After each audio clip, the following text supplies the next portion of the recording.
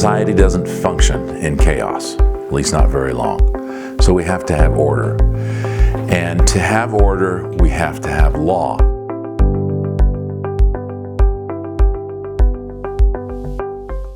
Thank you all for being here. On History Matters, we're going to talk about law, because law is the beginning. But what is the law? And why is the law so important? It's basically because of this. We either have order or we have chaos. And society doesn't function in chaos, at least not very long. So we have to have order. And to have order, we have to have law. And basically law, as everyone knows, is a set of rules that everyone agrees to.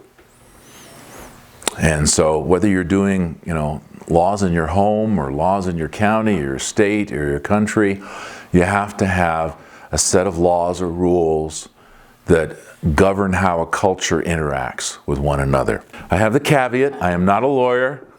I don't pretend to be a lawyer. I'm going to cover these very rudimentarily because they're important to how we look at the history, how we look at the Constitution, how we look at how our entire society functions.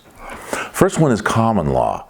So common law is basically the law that throughout the world, whether we're talking about Europe or the Middle East, etc., common law is exactly what it sounds like. It's what everybody just got used to saying, well, this is what we do. It works.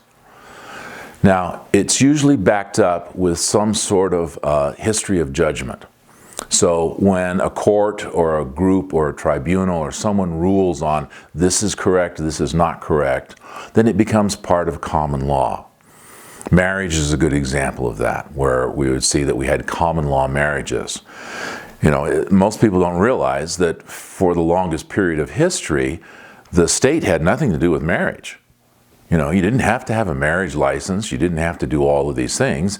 Common law meant that if two people got together and they liked each other and they continued to work together and have children, etc., it was a common law marriage, and it was assumed.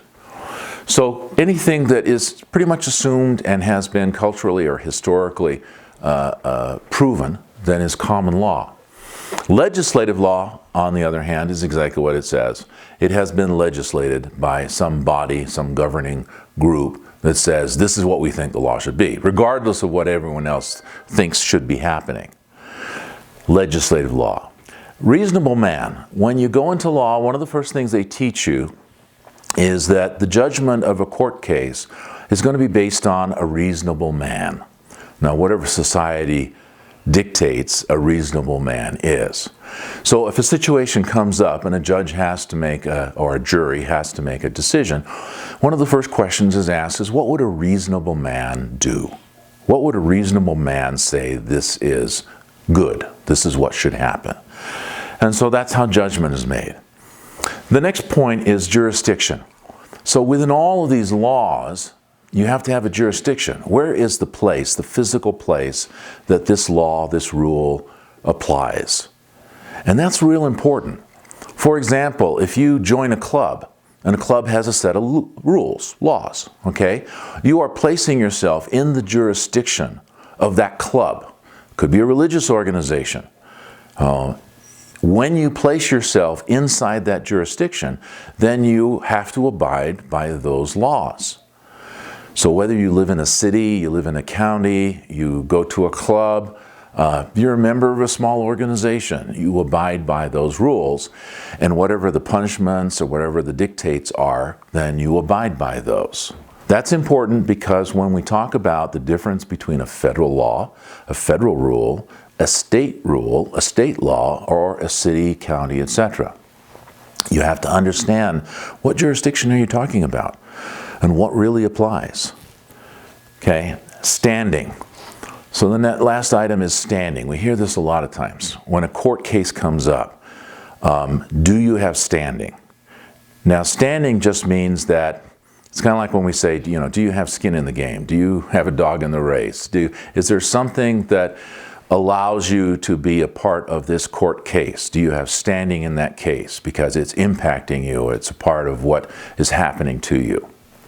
That's an important thing to understand. So when we talk about laws, these are the things we want to understand. We also need to understand the hierarchy of law. there is a hierarchy, and it's been very interesting throughout our history. God's law is at the top. Now, we can call it nature's God, or in a secular society, we can call it nature, or Mother Nature, or Gaia, or whatever you want to call it. But it's a universal principle that man's law cannot overcome. Gravity.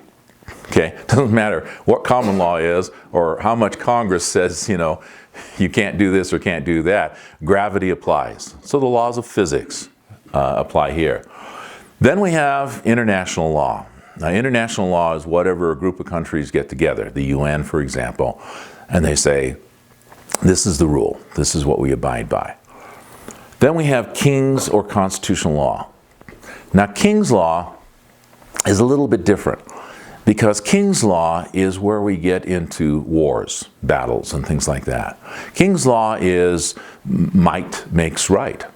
If you've got a bigger army than the next guy, then, your law, that's your law, and it overcomes whatever is happening. Constitutional law kind of made a little bit of a change on that, because without a king, you had to have a constitution. And you had to have some origin of whatever the law is. And then we get into this hierarchy of entity or region or state laws. We go down to a federal law, a county law, municipal law, and then down to your civic laws, your clubs, your organizations. So the most important thing to understand, I always saw this in HOAs. The HOAs are kind of down here. Okay. Now, sometimes you get crazy people in HOAs and they want to make a law that says, nobody can paint their house red or whatever that. And maybe they can do that.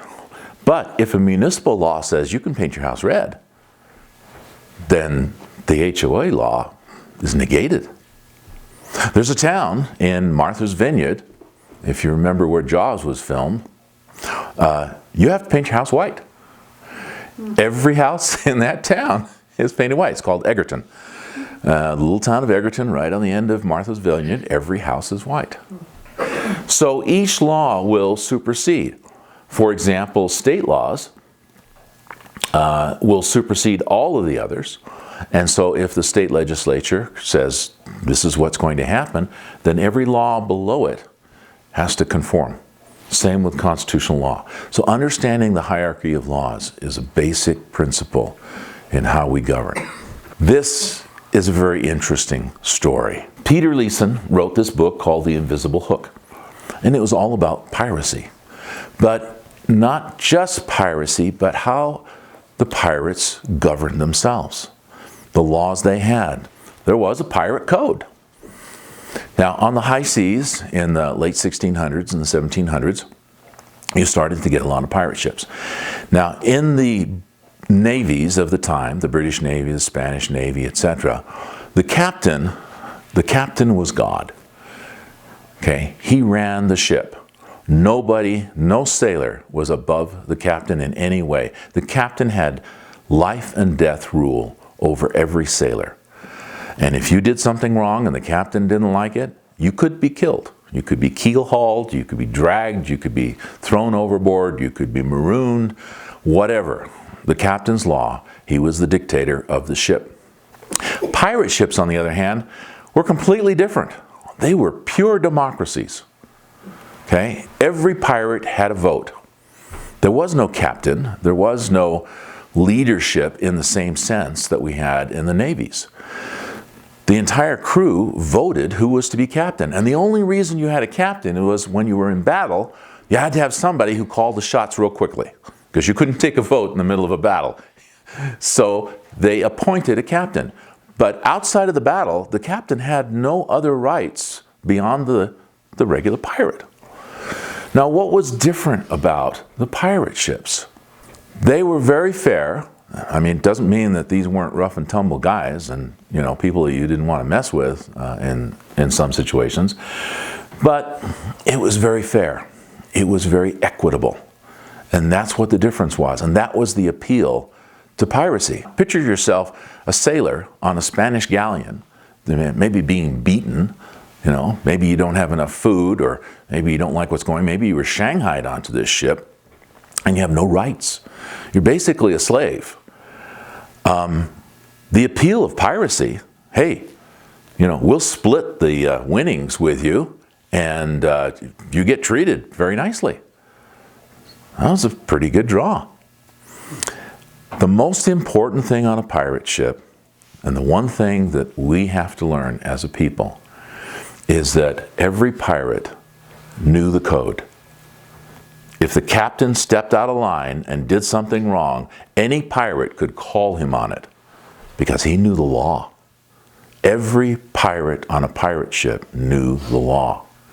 And because they knew the law, captains didn't get away with anything. Quartermasters didn't get away with anything. Quartermaster was elected just like the captain. The first mate was elected just like the captain. And they could not punish or do anything wrong, because if they tried to, the entire crew just said, it's not in the code. You can't do that. And they acted as a single body to make sure that the law was kept. And that was the big difference. That's the problem we have today in our Constitution. We don't know the law. And most of us haven't known the law for a long time. And we've let the captain, the Congress, the president get away with things constantly. And that's why this is a great book. So, know the law. And that's why history matters.